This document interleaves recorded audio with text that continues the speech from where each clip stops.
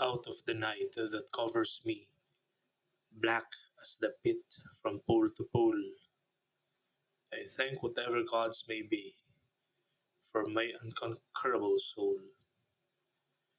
In the fell clutch of circumstance, I have not winced nor cried aloud. Under the bludgeonings of chance, my head is bloody but unbowed.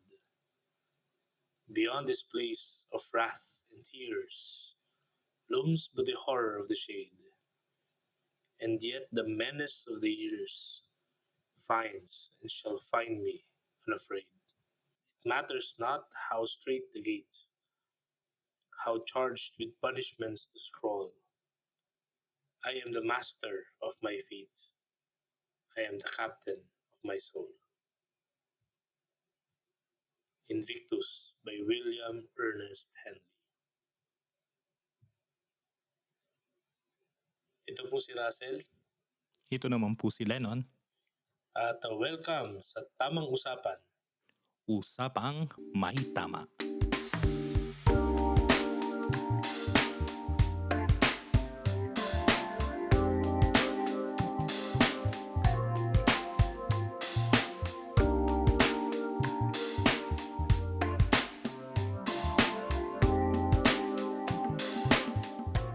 Yung binasa natin kanina ay isa sa mga walang Di ba may mga kamatayan. patula na tayo? Oo, may patula na tayo kasi syempre season 2 na to mga kasama. No? Yan, di ba? May progress kahit pa paano. Oo, syempre dito naman from time to time naman we try to improve and to develop Magkaroon ng din konting kultura. Oo, magkaroon tayo ng konting order.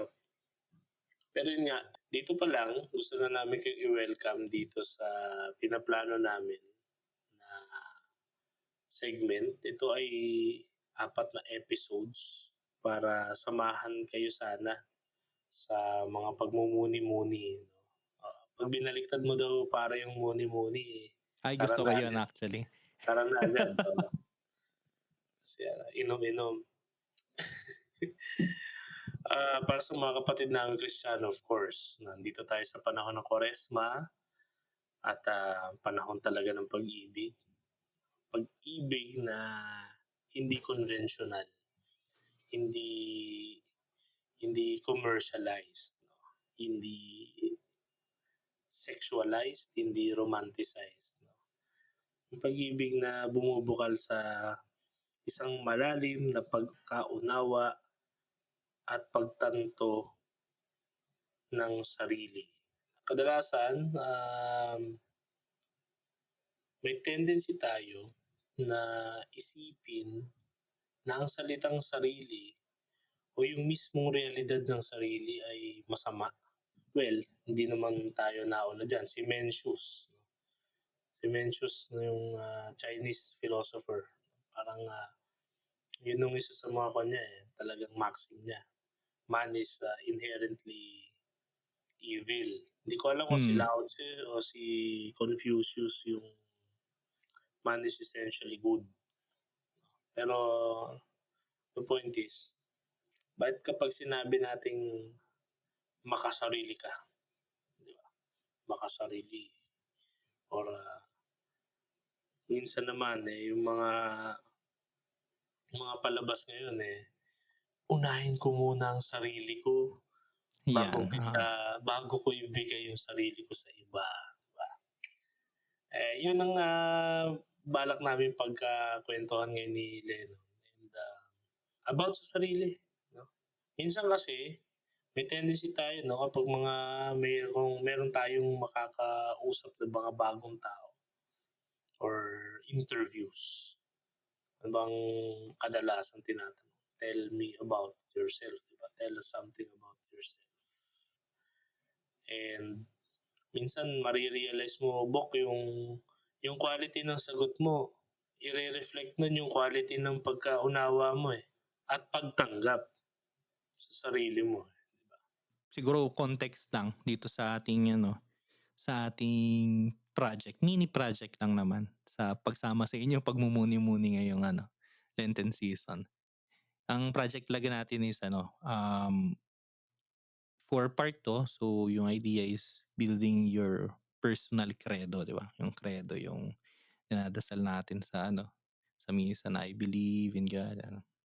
Pero ngayon, umpisa tayo dito sa first episode niya nung ano, "I believe in myself" o in the self, 'di ba? Kaya pinag-uusapan natin ngayon is yung yung human, yung ako, yung yung may yung self, 'no? So, tama ka dun Sel na ano mong maigi kasi nga minsan, ano ba talagang ano, kalagayan ng tao sa mundo, sa reality ng self? Should we really consider humanity, the self, as a negative event or reality? Or in a more positive light, no? So throughout history, the history of humanity and the history of thought, may iba-iba tayong naging ano, cultural appreciation nung sarili. Sa Tagalog, yun nabanggit na ni Russell, yung makasarili. So, automatic yun, negative, di ba? Although meron din mga nag-argue na positive daw ang pagiging makasarili. So, meron din naman yung over na positive, 'di ba, na parang man can be the measure of all things. So ano ba talaga yung ano, yung dapat nating maging interpretation, maging appreciation nung self? Am I inherently evil? Am I inherently good? O ano ba, 'di ba? Ano ba Sel? Well, hindi tayo mag-aano dito, hindi tayo magpo-promote dito ng best ano, Hindi best naman, answer oo. 'no. Pero allow us to show you the marketplace ng ideas, how the thought developed through the years. And of course, mula sa iba't ibang mga disiplina. So, siyempre sa philosophy, magsisimula magsisimula tayo diyan sa yung development ng reason, 'di ba? Mm. Yung self kasi hindi mo siya mahihiwalay sa thought 'no, sa pag-iisip. Parang yun ang isang karakteristik kasi pre ng ano, eh, ng sarili. Kaya ang mga Pinoy 'di ba, anong kapag hindi ka nag-iisip, anong description dun? Wala ka sa sarili, Hmm. 'di ba? O kaya yung ano, yung 'di ba, wala sa wisyo, 'di ba? Wala sa wisyo, wala ka sa sarili mo, 'di ba? Kaya yung, mga adage na ang taong naniniwala sa sabi-sabi walang bait sa sarili. So, ibig sabihin nun, without the exercise of thinking, yung faculty ng reason, we cannot be fully ourselves. We cannot be fully ourselves. And here comes contradiction na actually reason is what makes us ganito, eh. Parang reason has already been contaminated by concupiscence, by sin, mga gano'n, 'di ba? Oo.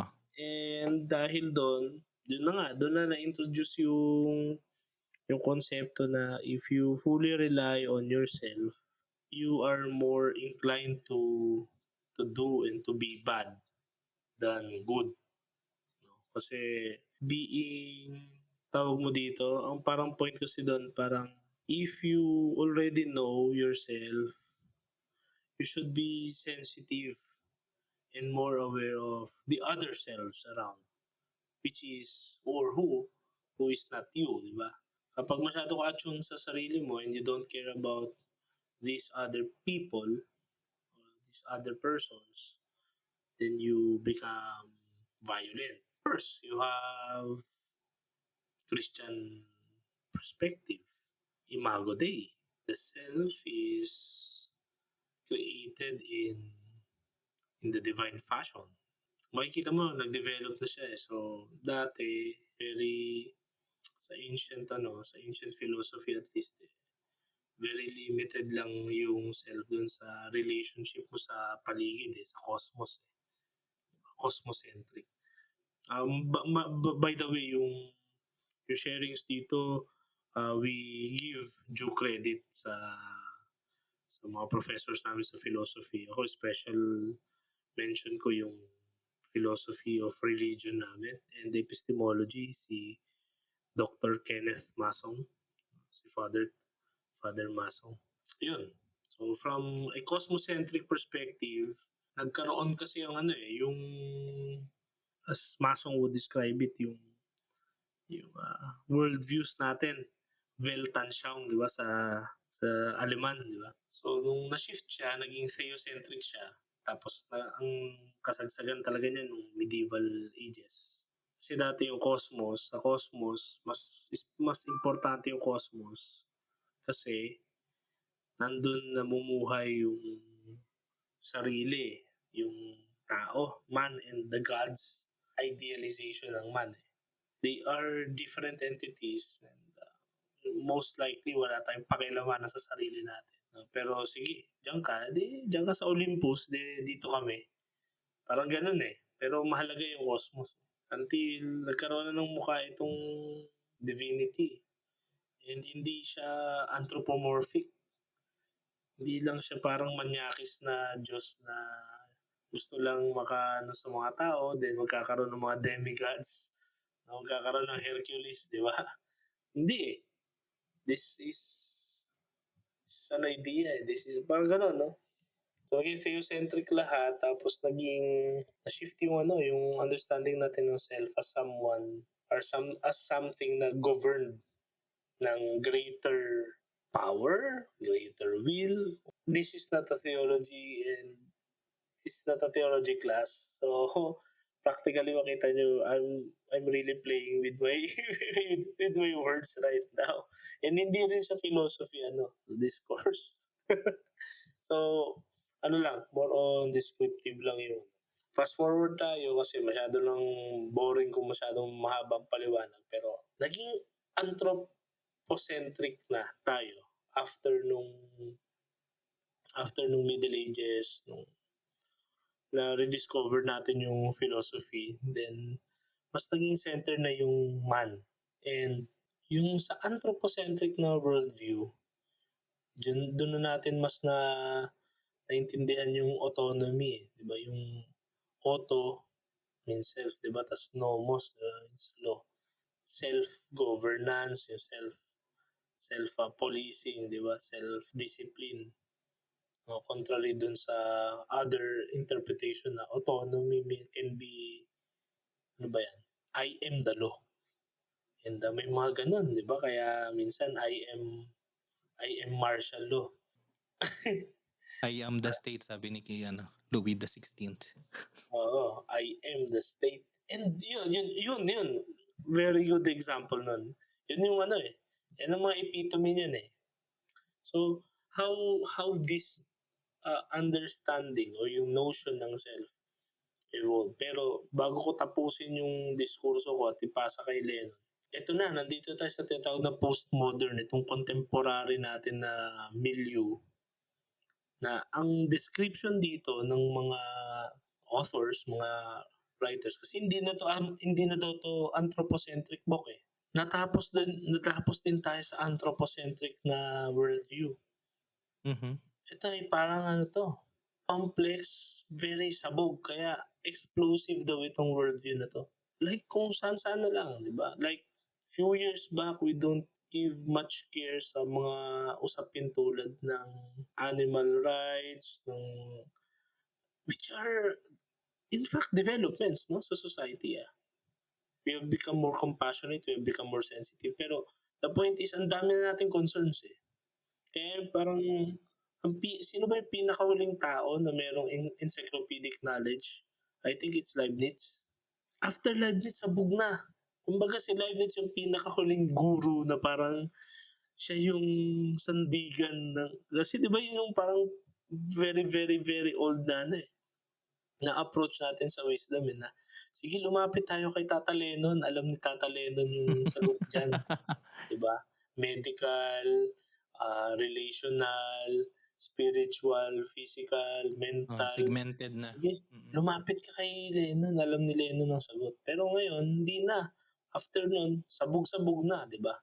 Kaya may kanya-kanya na tayong majors, may kanya-kanya na tayong, Specializations. specializations 'no.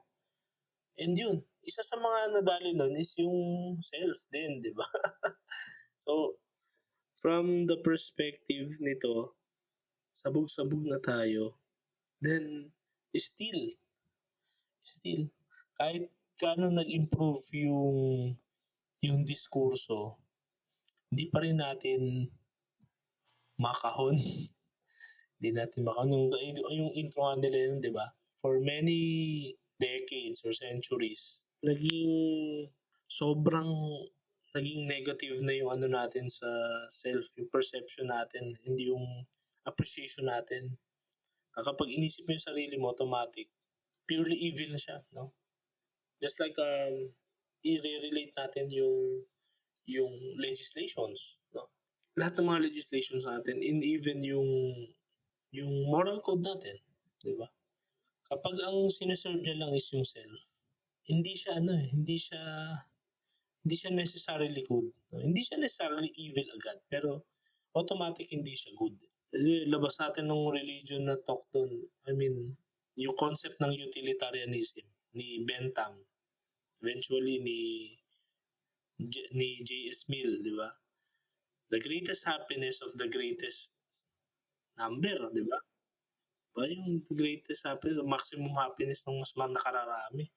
Deontological ethics ni Kant, 'di ba? If it's universal, if it will benefit the human race, 'di ba? It's something na laging ano, hindi collectivist yung ano, hindi siya pwedeng sa self yung center. And lastly, yung Filipino ano natin, yung Filipino psyche natin. I mean, back when I was in college, na-introduce sa akin ang heart ng Filipino psychology is yung konsepto ng kapwa, eh. And kapwa is a shared identity, 'di ba? Ni Enriquez, 'di ba? Hindi siya ano, eh, wala tayong foundational na definition ng sarili. Yung sarili natin laging nakabatay, nakabase sa existence ng ibang tao. Kaya nga siya kapwa, eh. Uy, Pinoy ka rin ba? 'Di ba sa Spain, eh, kakita ka ng pango, 'di ba? Pero hindi mo pa ano yun, eh, hindi pa i-assume, eh. Pero kapag ano ka na, nakita ka na ng ibang indicators, magtatanong ka, "Pinoy ka ba?" "Oo, saan ka?" O kahit magkalayo kayo ng probinsya o kahit magkalayo kayo ng kultura, orientation, the mere fact na Pinoy kayo, parang na kayong iisa, eh, 'di ba? Kababayan ko 'to, eh. Kaya mahilig tayo sa affiliations, eh, kabaro ko 'yan, 'di ba? Kaya hindi, kasama ko sa school 'yan. Kahit hindi talaga kayo magkakilala, pero sa isang situation na talagang totally random and strangers ang lahat, kahit yung pinakamaliit na affiliation lang, 'di ba? Ano siya, kaklase siya ng pinsan ng tatay ng, 'di ba, parang hahanap at hahanap kayo ng common grounds, eh. And dun nag-aano yung ano, eh, dun nagwo-work yung konsepto ng kapwa, yung tinatawag na ano, pantayong pananaw. Yun tayo, 'di ba? Kahit ngayon magsabi ka ng ano, eh, ng appreciation mo, eh. Saan po tayo pupunta? Yung concern, 'di ba? Saan ho tayo, ano pong atin, 'di ba? Kasi kapag sinabi mo siya directly parang ang bastos, anong gusto mo? Anong sa'yo? Parang it's either meron kang seniority or authority. Pero kapag magalang ka, 'pag may consideration ka na, ano hong atin? Saan ho tayo, 'di ba? Kaya yung ano pala, yung I love you, eh, 'di ba? I love you, practically kung ita-translate mo talaga siya roughly, mahal ni ako si ikaw, eh. Mahal lang ako yung ikaw. Pero hindi, mahal kita. Yung kita ano yun, eh, collective yun, eh, 'di ba? Kita, mag-ampo kita, manalangin tayo, kita, yun, eh. Nami-miss kita. So yung konsepto nun, Naka-address siya dun sa nami-miss mo, sa minamahal mo, pero laging na andun yung ikaw na nakabatay dun. Ewan ko, baka mali ako pero, yun, ipapasa ko na kay Lennon yung comment nun and, hope you enrich and, guluhin mo pa lalo yung ano, yung Guluhin ko pa muna ulit lalo yung yung mga usapan. isipan ninyo. Mm, Well, siguro before I begin, para rin, 'di na tayo maputol pa at dire-diretso yung ating usapan. Let's mention na and we thank our sponsor, 'di ba? To those of you that simula pa nung mga matagal nang nakikinig dito sa ating podcast, you know that Zencaster is the platform na talagang tumutulong sa amin para sa pagre-record nitong aming podcast and can also help you if you want to go to the world of podcasting, no? So just go to zencaster.com. Mayroon ka na diyaang platform for recording even audio or video up to 4K, no? And super clear recording. So if you want, you can use our code Tamang Usapan, capital lahat. Go to zencaster.com/pricing and use our code Tamang Usapan and you'll get 30% off your first month of any Zencaster paid plan. We want you to have the same easy experience that we do for all our podcasting and content needs. It's time to share your story. Again, thank you sa Zencaster and going back no sa usapan natin sa self. Ang ganda nung pinupunto ni Russell.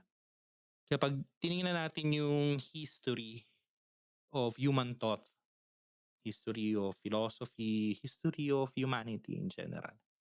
Yung idea ng self as we conceive of it today ay dumating lang nung mga modern age after ng enlightenment. Ganda nung ano ni Russell eh, pinakita niya muna na dahil cosmological yung yung viewpoint, yung worldview nung classical age, then naging theological.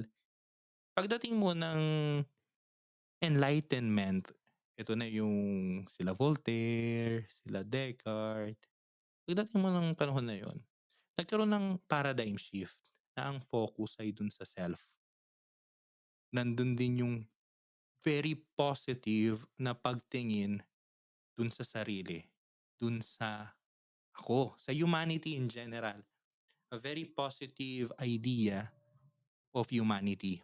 Now, going sa agos ng ilog ng kasaysayan, 'di ba? Sabi nga ni Hegel. Sa pag-agos ng ilog ng kasaysayan, itong focus sa self, marami siyang natagpuan. Psychological, philosophical, and many more, no, na emphasis.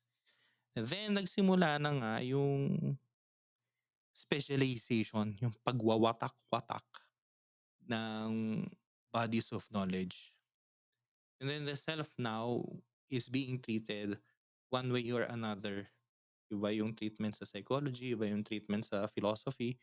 And siguro yung isa sa pinaka-zenith nung very positive, maybe the extreme interpretation of the very positive reception of the self and interpretation of the self ay matatagpuan natin kay Ayn Rand. Disclaimer, ewan ko si Russell baka nabasa ako hindi ko pa nabasa si Ayn Rand.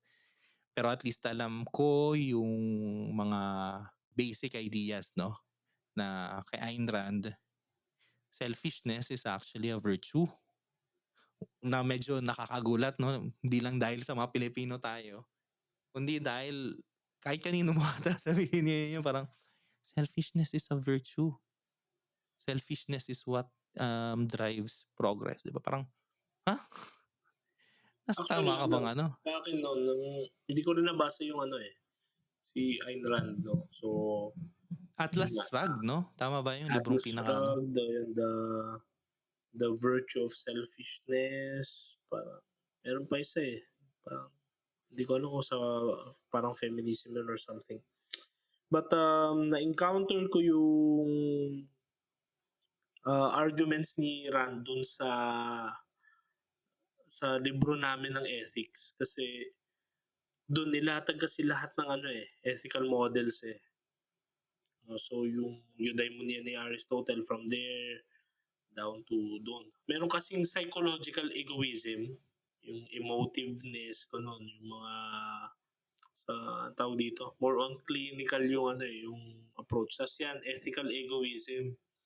Tas ang isa sa mga ano niyan, patron philosophers niyan si Ayn Rand 'no. Isa sa mga ano kasi dun, I think it was also Rand's, argument yung altruism is actually more self-defeating. Hindi pala, tama ba? Oo. Hindi kasi parang tautologous, teka ano ba may sinabi siya dun, eh. Yung altruism, please correct me if I'm wrong dun sa makikinig na ano 'no, na scholar 'no, pero it does the other more harm than good.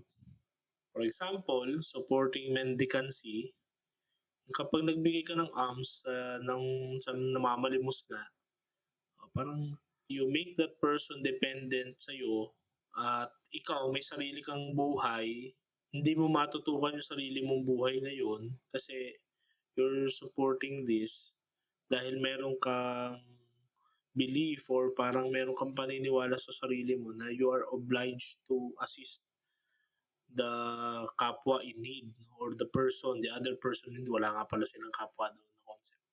But, yun yung parang ano, eh, roughly parang yun yung idea, eh, na parang you're doing more harm than good. So yun ang naalala ko and, yun mga disclaimer natin diyan hindi rin kami nagpapanggap na ano, palabas, mga sakto-sakto lang din kami ni Lennon. Interesting kasi yan dahil sa mga gano'n, sa mga hindi namin nakasanayan na mga pananaw at pag-iisip. Sa una, oo, may tendency talaga tayo na parang, iba yan sa paniniwala ko, iba yan sa pag-iisip ko, eh, iba yan sa natutunan ko, eh. Eventually yun nga, yung binibida namin dito yung dialogue. Dialogue ng kultura, dialogue ng thoughts, dialogue ng pag-uugali. It doesn't mean kasi na magsu-subscribe ka na agad dun, eh. Pero ang kagandahan dito, nai-improve and nare-realize mo na hindi ikaw yung sentro ng mundo at hindi lahat ng hindi yung pagkaunawa mo sa mga bagay-bagay lang ang tanging pagkaunawa sa mga bagay-bagay. Eto, nahanap ko yung ano, well, I think hindi ito yung maxim talaga na tinutukoy mo, pero at least it tells how Ayn Rand really, consider the self 'no. Sabi niya, "The man who attempts to live for others is a dependent. He is a parasite in motive and makes parasites of those he serves. The relationship produces nothing but mutual corruption." So ganun kaatindi, ganun ka-extreme yung pagdala niya dun sa ano nga, sa idea nung selfishness as a virtue 'no. So yun yung extreme na Oo, kasi ang pagdating parang ang noon. point dun, kung lahat daw selfish, katulad nito, eh, parang ano 'to, eh, ito yung other coin ni Levinas, eh, 'no? Mamaya papa-discuss din mamaya si Levinas kasi mas kuwan mo si Levinas, eh. Kasi si Levinas extreme din 'yan, eh. Talagang total abandonment sa paglilingkod sa other, eh, 'di ba? Kasi ang kuwan niya do'n is yun nga yung infinity, yung may ano siya, may tawag mo dito, meron siyang religious background, eh, yung notion ng infinity na nasa trace ng bawat other. Pero ito si Ayn Rand naman, yung total opposite niya. Kasi kung lahat daw ng tao selfish, lahat ng tao iisipin niya lang ang sarili niya, like ideally, like walang mag-iisip sa iba, everyone will be in peace kasi we are just minding our own business. So, if my business is survival, I will tapos lahat ay survival lang iniisip, everyone will survive. Parang gano'n yung ano, eh, yung dating sa akin. Hindi ko sinasabing yun yun kasi baka mali ako, eh. Pero yun yung ano, kaya siya naging virtue, yung selfishness. Kasi if you really think about yourself and yourself alone, hindi ka magme-meddle sa affairs ng ibang tao, so hindi ka manghuhusga. So dahil hindi ka manghuhusga, hindi ka makakapanakit, hindi ka magiging marahas sa kapwa mo, sa ibang tao. Magkaiba kayo ng reliyon, wala kang pakialam. So hindi ka mananakit, hindi ka papatay sa ngalan ng reliyon, sa pangalan ng ideolohiya, sa pangalan ng politika, o gano'n ba? Yung, ewan ko, utopian ba tawag diyan? Pero gano'n yung Oo, extreme yung ano, kumbaga it should be the thing supposedly if we just think about ourselves kasi practically gano'n naman daw sa animal kingdom din, eh, parang survival, 'di ba? Babalik tayo kala ano, kala Spinoza, mga gano'n, people contributing to people's thoughts. Oo, yun nga, that's the ano, eh, that's the zenith nung ano, yun yung rurok nung positivism about the self na bunga um, ng Renaissance tuloy, ng Enlightenment 'no. So, yun na yung pinaka naabot na ano, to the point na nasabi natin na selfishness is actually a virtue. However, because of historical events, so we had the two wars, we had the Shoah or the Holocaust. It was like a ano, wake up call 'no sa humanity historically. So yung naging shift, nagkaroon ng paradigm shift ngayon doon na from viewing the overly positive way yung self, it began a new form of philosophy in which may suspicion na dun sa self 'no. And then you have there siguro maybe one of the extremes pero not too much to at least no na talagang nagne-negate na sa self is yung nabanggit na ni Russell yung kay Levinas. Kay Levinas, ang idea niya ay to put it succinctly, yung self, yung ako, nung natagpuan ko yung mundo, para dahil sa curiosity ko, sa desire ko na matuklasan yung nasa paligid ko, na aralin yung nasa paligid ko. So, lalabas ako, aaralin ko, tutuklasin ko, aralin ko scientifically yung kada atoms nitong reality na 'to, hanggang sa pinaka basic mathematical formula. At 'pag naaral ko yon, nagiging part yon nung aking totality 'no, nung totalidad ko. So, yung tinatawag ni Levinas na the same. So, naging part yun of the same. However, pagka natagpuan mo raw yung tinatawag niyang epiphany of the face 'no, natagpuan mo yung other, yung kapwa, yung ibang tao, yun ay magkakaroon ng friction sa'yo kasi bigla na lang na nandun ka sa situation na hindi mo puwedeng angkinin, hindi mo puwedeng aralin. Puwede mong aralin yung atoms, puwede mong aralin yung kanyang anatomy, yung kanyang psychology, pero hindi mo never mo siyang maga-grasp ng buong-buo. So, in front of that reality, you have two choices. The first is yung tinatawag ni Levin as the violence of totality. Yung ito yung ano, ito yung nagpapaposible sa ethics kasi puwedeng magkaroon ng violence, puwede mong piliin na kahit hindi ko kita maangkin ng buong-buo, pero gagawan ko't paraan. That's the violence of totality. And then the second part, the second action that you can take para kay Levinas ay yung recognizing infinity, yung responsibility, relationship of responsibility. So in front of the other, of the face of the other na ibang-iba sa'yo na hindi mo puwedeng angkinin, you can only do is to be responsible to that other. Tapos ang para kay Levinas, dun matatagpuan yung talagang true true meaning nung self 'no, dun sa relationship na yun na incongruent relationship of the I, of the self, and the other. So at the same time, the other is higher than me because it commands she or he commands me to be responsible sorry, to be responsible to him or her. But at the same time, he is beneath me kasi at the end of the day, I can choose not to. I can commit violence or in the words of Levinas, I can commit murder. 'Di ba? So, ang konteksto nun dahil nga galing sa World War II, so after those, everything of those violence, no? So, nagkaroon na yun ng paradigm shift.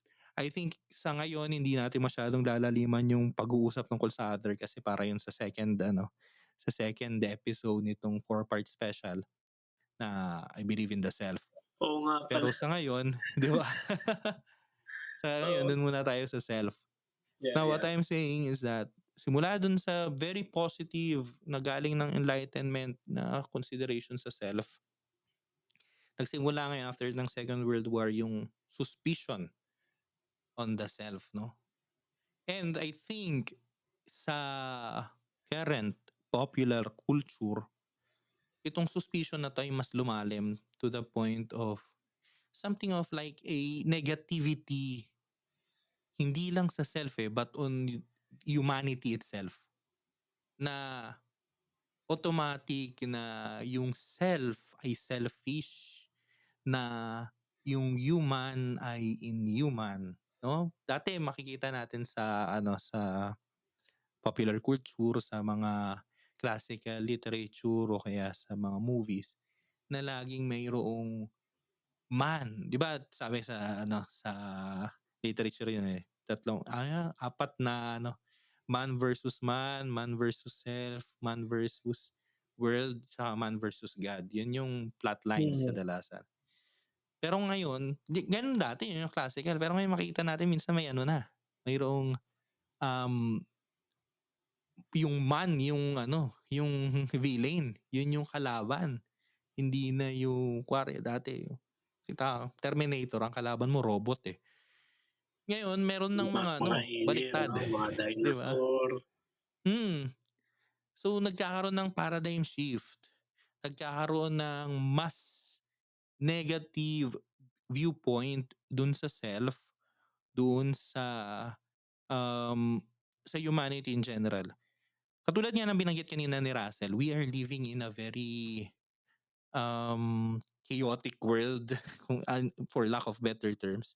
Kasi at the same time that we are living in a very capitalistic society, and capitalism is none other than the very foundation, or rather the the greatest son, the greatest child of individualism, no?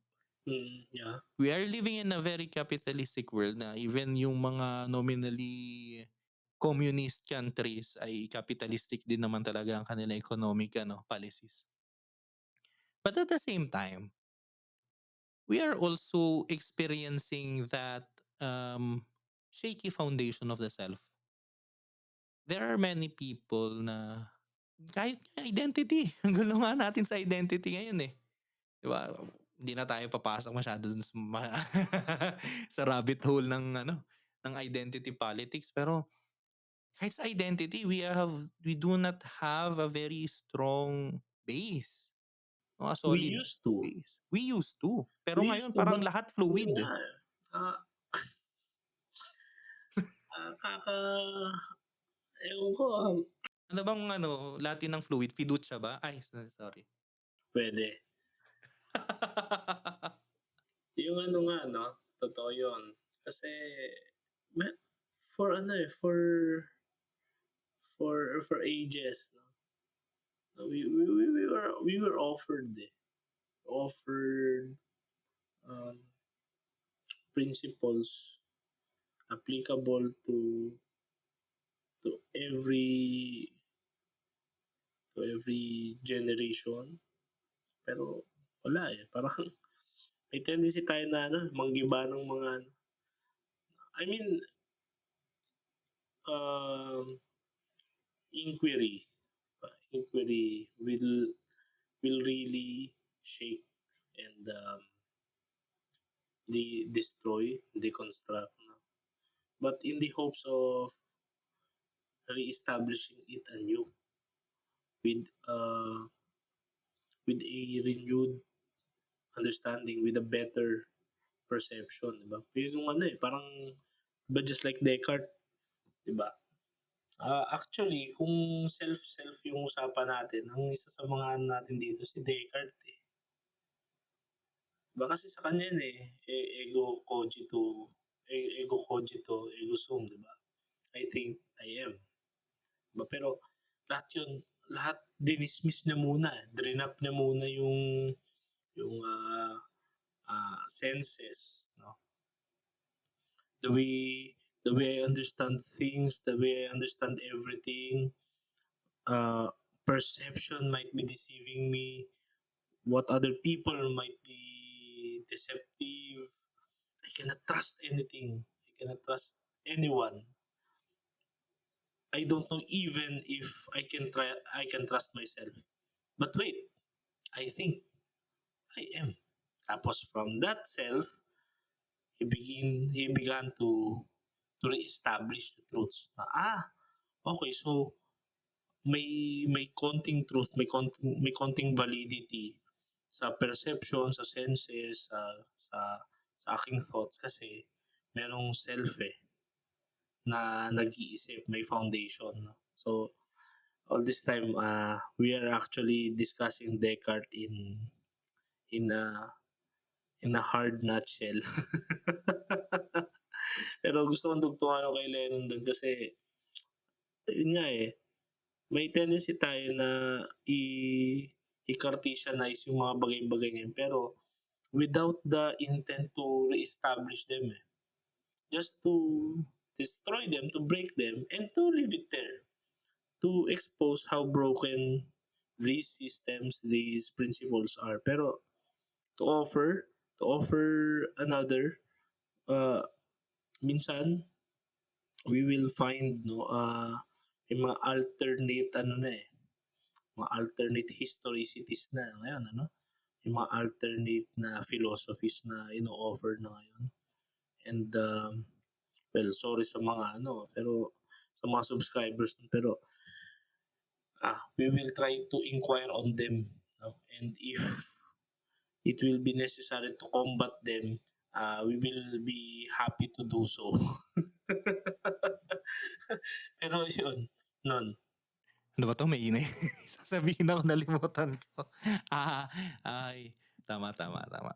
Actually yung sinasabi ni Russell, tama, naano ko lang, bigla lang pumasok sa isip ko na it's actually symptomatic nung kaya ang daming ano 'di ba, daming cases nung I will be speaking here very ano, bigla akong papasukan ng spiritual thing 'no. Yung sa idea ng ano, ng possession, ng ano, yung obsession, yan. Isa sa mga dahilan ng possession, may mga pseudo-psychological, treatments kasi na binubuksan yung sarili mo. So, 'pag binuksan yan naman talaga sa psychological ano, eh, treatments, eh. Bubuksan yung sarili mo, makikita mo yung kalat, makikita mo yung history, yung mga binaon mong mga sugat. Pero pagka gano'n, supposedly dapat yung nagga-guide sa'yo, yung psychologist or yung therapist, dapat alam niya kung paano niya rin yun i-guide ka na maisara. Kasi 'pag hindi mo nasara yun, dun ka vulnerable. Kaya yun yung sinasabi sa exorcism 'no. So kapagka nanatiling bukas yun, vulnerable ka ngayon ng may pumasok dun. Tapos magamit yun, yan possession. That's a very spiritual thing na. Pero what I'm saying is that that's actually very symptomatic, eh. Kasi what we have now is, yun lang, binubuksan natin yung sarili natin, yung kakalatan nung ating sarili, yung kahinaan, yung vulnerability, which is very good that we are aware of the vulnerabilities of ourselves. Pero hindi natin alam kung paano isara, hindi natin alam or puwedeng alam natin pero hindi natin sinasara. Hinahayaan lang nating watak-watak sa salita nga ni Russell 'no. So, wala ng foundation, wala ng yung solid base nga na sinasabi ko kanina pa. I think yun yung pinakapunot dulo na gusto kong i-point out dito sa ano na 'to, dito sa episode na 'to. Whatever you take na philosophy ng self or, theology kung meron ng self, ang akin lang dun is that you have to have a solid foundation. Yung self nga kaya nga banggit ni Russell yung kay Descartes, nagsimula siya sa self, eh. Yun yung pinaka-solid na foundation niya, eh. So, dito sa mga susunod na mga episodes, ang idea nito is yung personal credo, eh. Personal, synthesization of the faith of Belief belief 'no, system natin 'no. ng belief system. Ang Kasi pinakabase nun magsisimula yun sa sarili mo and kasi then ita-touch na mhm, niya na lahat, eh, 'di ba? Parang ano 'yan, eh, sharing din 'to ng isang obispo 'no, pero personally na-experience ko rin 'yan pre, yung alam mo ba yung transition glasses? ano trans, ano yun? Oo, trans glasses 'di ba, Na gano'n ka pala, Sel? yung antipara mo 'di ba? Oo, Yung ano ba 'yan, antsyohos sa ano 'yan, sa mga matatanda, eh. Yung salamin mo yung eyeglass 'di ba? oo. Kapag, natatapat siya sa araw mag-iiba siya ng magkakaroon siya ng shade, para hindi Yung ka ano mabulag, eh, automatic 'di na ba? nagiging shades. Oo, transition glasses daw 'yan, eh.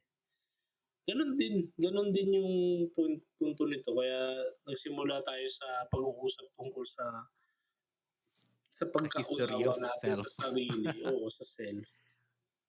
Kasi parang lente 'yan, 'no? Kung clear yung lente mo, wala siyang gano'ng feature na once ma-expose ka sa liwanag, eh, didiliman niya para maka-adjust ka, 'no? Makikita mo lahat clearly as they are. Pero kapag, meron ka ring mga bias, prejudices, 'no, 'pag tumapat ka sa enlightenment, sa kaliwanagan, kahit anong itsura niyan,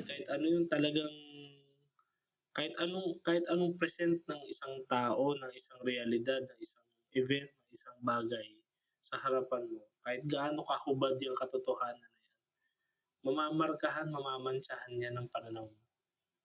Kasi gano'n kalaking impact yung sarili mo, 'no?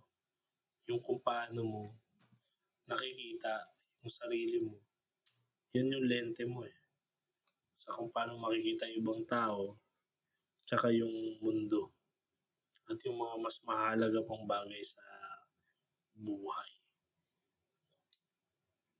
Um, yung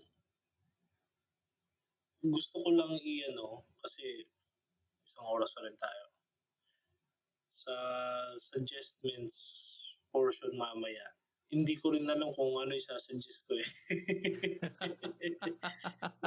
Kasi when talking about the self, eh, wala naman sa ating ano, may nakatuwaan pala ako, nakatuwaan ako. Isa siyang video clip ng isang movie yata, eh, or series. Pero yung hindi ko rin alam yung title, so forgive me. Ignorante pa rin talaga ako sa mga ganyan. But the point is, may isang pamilya na nasa outing, tapos may tatlong anak, yung parents or specifically yung tatay, he was well taking care of the the two children, yung dalawa. Pero apparently yung isa dun nale-left out 'no, nale-leave out, ano ba tama dun 'pag tinagalog mo yung past tense na English? Oo, napag-iiwanan, yun, napag-iiwanan. So nagreklamo yung bata tapos, "Bakit ano, akala ko, pantay-pantay, akala ko mahal mo kaming lahat, bakit ganito ba? Pero ano, these are kids, very young kids, yung portrayal, yung naka-struck sa'kin dun, sinabi niya, "Okey, sorry, sorry. Sorry talaga kasi I will be better." Pero kumbaga ang point niya, give me some break kasi first time ko lang din ito. First time ko lang din maging adult and first time ko lang din maging tatay. So, please be patient with me din anak. Parang yun nung ano, yun yung gist nung minsan may tendency tayo na porke nama-master natin yung mga bagay-bagay sa kung paano natin ipo-project yung sarili natin sa social media, o kung gaano kagaling gumawa ng mga transition sa TikTok o yung paano kasing, funny or creative yung mga reels o mga post natin. Kapag nagpalit ka ng profile picture, meron ka ng go-to website para kumuha ng mga captions na only God can judge me, mga gano'n na God's Princess 22. Ah, mga mga kaklase namin Jejemon ano, I'm not shaming them, but the point is, kahit gaano kagaling yung ating pag-project ng sarili, it does not necessarily mean na we understand ourselves as perfectly as well as we Christians believe the way God understands us or calls us or accepts us or loves us. Yung kaya natin pinag-uusapan yung self muna before anything else, dahil nga yun nga tama si Russell, in a way yung how do we perceive ourselves is magiging lente, yung filter ba ng pagtingin natin dun sa kapwa, sa mundo, kahit yung relationship natin sa Diyos, maapektuhan nun. So, in a way, if we do not have a very, solid grasp 'no, 'di naman kailangan na perfectly kasi tama, again, ididiin ko at i-emphasize ko yung sinabi ni Russell. We cannot really understand ourselves 'no, isa sa pinakamalaking mysteries ng universe. Ano yan, napakagaling nun, Kasi sa universe may dalawang bagay na kung tutuusin parang infinite, kasi sa dami ng mysteries. Yung outer space, yung universe in itself, and yung inner space, yung ako. Maintindihan natin yung ating anatomy, maintindihan natin yung ating, biology, curriculum vitae ba. Pero at the end of the day, minsan meron pang mas malalim. Araw-araw may matutuklasan kang bago sa sarili mo. But if we do not try to discover those things every day, if we just, fluid na naman lahat ngayon, So, wala kang basis, wala kang solid base. And that colors your perception of others, your perception of the world, and your perception of God, 'di ba? Kaya nga ang daling i-mock ngayon ng ng Diyos, 'di ba? Kahit na anong tradition pa. Kasi at the end of the day, yung yung filter mo of yourself. So what we are saying in this episode, whether you take the extreme approach, both extremes, or a mixture center approach, is that we have to really try to find that basis, that firm ground, no, to on which we can stand, and that is the self, yung ako. Kailangan kong makuha, kahit hindi naman makilalang buo, pero at least makuha yung self. Sa tingin ko, parang gusto kong sa dulo na lang yan. Hindi, sige, sige. Sige, ano ba yan? Ito yung closing ano ko na to, closing statement and suggestion. Sa mga tagapakinig namin na practically mga kaibigan namin, hindi namin 'to i-impose, hindi ko 'to i-impose, pero gusto ko 'tong i-share, available 'to sa YouTube, Um, i-share din namin yung link 'no, i-remind ko si Lennon. Pero it actually helped me to recalibrate 'no, or at least kung hindi man mag-recalibrate, mag-review lang 'no, mag-review ng perception ko sa sarili ko at, kung paano ko nga ba naiintindihan, tinatanggap at, nauunawaan yung sarili ko. Actually hindi ko rin alam yung title, pero ito ay video clip ng Paano ko hahanapin yun? exposition ni Henry Nouwen, eh. Okey. I think it's about i-search niyo lang yung keyword na ano siguro, father's love or I am my father's child, parang gano'n. 'Di ba kanta yun? Oo, pero hindi, parang hindi yun, eh. Basta ang point do'n, ang argument 'no, argument 'to kasi medyo kahit papaano naman rational naman ang approach lagi ni Henry Nouwen, hindi naman siya yung drama-drama na ano, eh.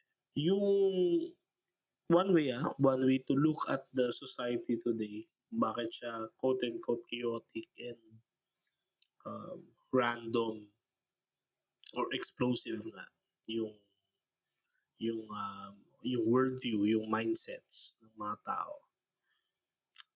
Could it be a manifestation of a fatherless society? Yung kawalan ng father figure. And of course, you well, some might react na, again with the patriarchal system. But, all of us, lahat tayo lahat tayo nandito dahil meron tayong mga tatay, okey? So, Meron please, talagang ano pre, may nabasa akong scientific studies na may correlation yung presence nung father figure sa kabataan natin dun sa pagbuo nung ating ano, emotional aspect. Nakalimutan ko na yung ano, yung basta may maturity, pinalaman yun, yeah, yeah. yung pinapamana sa'yo ng nanay mo, tapos pinapamana sa'yo ng tatay mo sa formation mo as a human being. Yeah, and So, hindi siya importante pa rin ang father compartmentalized, figure. oo. Integral pa rin yun. Hindi naman ibig sabihin kasi ano, pero hindi kasi puwedeng i-water down natin ng i-water down lagi, eh. Sakit din natin yan, eh. Hindi puwedeng i-reduce natin yung father sa parent, eh. Hindi siya parentless void, hindi. Fatherless talaga yung figure 'no, yung yung ating, yung tawag mo diyan, aversion, yung aversion sa Diyos, ano yan, manifestation lang yan, eh, ng mas malaking ano, reality. And pero kapag tumingin ka daw dun, yung pinaka-fundamental, yung pinakamaintindihan ng lahat ng tao is yung isang society na lumalaking walang tatay. Kapag ganun daw, ang sinasabi ni Henry Nouwen, yun yung nagreresulta sa massive collective na restlessness. Lahat ng tao pagod. Alam mo lahat dito, lahat tayo tensyonado, lahat tayo pagod. Kasi sabi niya, ang magiging tendency natin ay ibase yung ating appreciation, acceptance, and acknowledgement of the self either sa number one, sa kung anong ginagawa natin. So minsan, ako madalas 'no, madalas ako guilty ako diyan. May tendency ako na, i-value or i-appreciate ang sarili ko sa ginagawa ko or sa nagawa ko o nagagawa ko. And ano ba yung mga ano niyan, indicators niyan, ah, siyempre kung gaano na kahaba yung pangalan mo, 'di ba? Kung ano na kung ano yung mga ebidensya ng nagawa mo, 'di ba? Nakagawa ka ba ng, thesis, mga gano'n.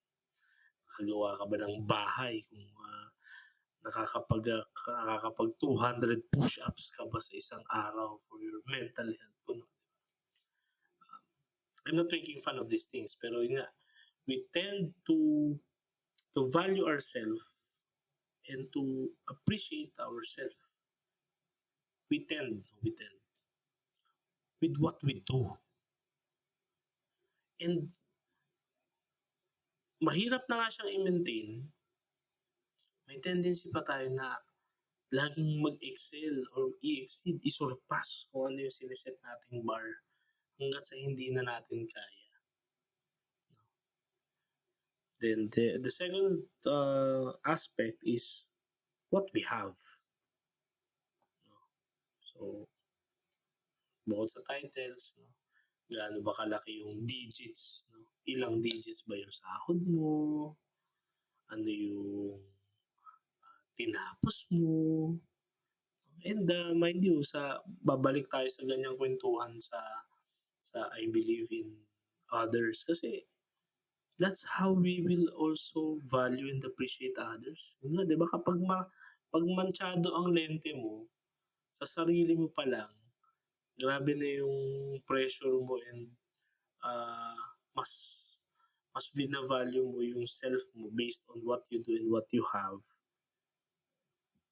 Grabe din yung taas ng insecurity mo kapag hindi mo magawa yung gusto mong gawin at hindi mo makuha yung gusto mong magkaroon ka. And Henry Nouwen is offering the third. Regardless of all this, kasi lahat daw yan, either yan nagra-rise daw yan o nagfa-fluctuate eh. Kasi lahat tayo, makaka-experience tayo ng success. Eh ako, papare, nung dito sa gated village na kami nakasama akong kaibigan ko eh, nag-gate to gate kami, naikot ko lahat eh. And I really feel that sense of accomplishment. I really celebrated it. Then it fades. Ngayon, parang kinakalawang na ako ulit. Or nung younger pa tayo, nung mga seminarista pa tayo, nakakatatlong full court ako ng basketball eh. O kaya nakapagkarpintero ako, nakapagpintor ako ng kaunti, natuto ako ng musical instruments. It's what I do and gusto ko yung nasusurpass eh. Kung gusto kong i-maintain na jack of all trades ako. Gusto kong maging point of reference, point of contact ng mga younger brothers ko kapag dating sa philosophy, sa theology na kwentuhan eh. Gusto kong maging ganun. Gusto kong makilala as someone doing, performing well, di ba, sa mga bagay-bagay. Or with what we have, what I have. Hindi, gusto ko may ganito ako eh. After this, I should have this. Kaya may mga ganun tayong goals ngayon eh. Yung itong usapan sa self, this will not be the first and the last also kasi ah ano eh, yung mga investment ngayon, di ba? Na payamanin mo ang sarili mo. May mga ganun yan, di ba? Ah, make, I earned my first million when I was 20. Help me to make you capable of earning your first million. Then, what you have. And kapag hindi mo yun makuha, you feel so restless. You feel so insecure, you feel so stupid, you feel so defeated no? At times. Lalo na kapag despite many attempts hindi mo siya makuha, yung gusto mong makuha. And yet here comes the person of Jesus Christ. With the many ups in the ministries, with the many downs, eventually losing life in the name of the cause. Yung kanyang mission. What maintained Christ daw? Kasi meron siyang ano dyan eh. Meron siyang illustration wherein nag-aano siya ng fluctuating lines eh, na may nagra-rise ng sobrang taas, tapos magda-drop ng sobra. Yung straight line, which keeps you grounded, which keeps you true to yourself daw, as Henry Nouwen would describe it, is the acknowledgement that you are a child of a father. You are a child of God the Father. And that's what happened to Jesus. Sa mga successes sa ministry niya, mga capability niya to heal, to preach. Ang mga highlights yan eh, high moments yan eh.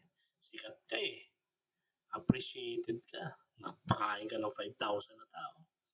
Tapos yung mga dejections mo, yung mga low moral moments mo. Pero hindi, yun.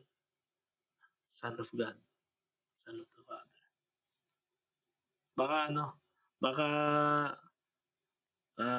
kailangan pa natin i-redefine, rediscover, and redevelop yung ating understanding and appreciation of ourselves.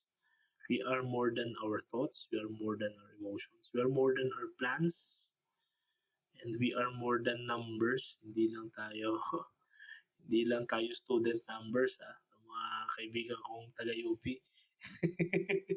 We are more than our bank accounts. We are more than the titles and the affiliations that we gather. Yun ang akin nun. Sorry at napahaba. Ayun, naano na ni Russell yun. Yun na yung buong-buo na yun, no? So, siguro just to give my last statement for this first episode of a 4-part series, ha? 4 episodes po ito. So, abangan po ninyo yung susunod na 3. I will close this siguro dun sa pinapayo ko minsan sa mga tao kapag may mga ano sila, when they open up to me. If the problem is inside, the answer is inside. We should not seek it outside. Kasi kadalasan gano'n tayo. Ganun yung ating defense mechanism. You have a problem inside, you seek satisfaction from outside forces, from outside from third parties, no, in all sense of the word. So if the problem is inside, just go back inside, seek it, go back to yourself, baga. So muli po, ito po ay unang episode pa lang ng 4 na 4-episode series about the personal credo. So at the end, actually very coincidental po ito na matatapos tayo ay papunta na ng Holy Week. So we can take that chance to really redact. Siguro yun yung maganda. After these 4 episodes, to redact our own credo. No? Our own, I believe. Tapos yun yung 4 na paragraphs baga ng ating credo. Ngayon I believe in the self or in myself. And then we will have 3 more, no? 3 more aspects nitong ating personal credo. So kung nandito pa rin po kayo, again, maraming salamat po sa pagsama at patuloy na pagsuporta sa amin ni Russell dito sa ating podcast na yung favorite ninyong background noise. And as always, you can always send to us your comments, your suggestions. And meron na po tayong bagong website, tamangusapanpod.com.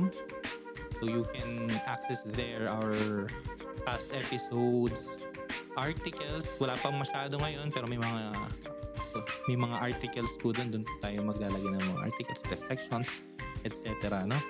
So hindi ko alam kung makapagsulat si Russell ng tungkol dito sa I believe in the self, no? Mini article lang. And you can visit us there and you can always send us your suggestions nga. Yan, sabi ko na rin.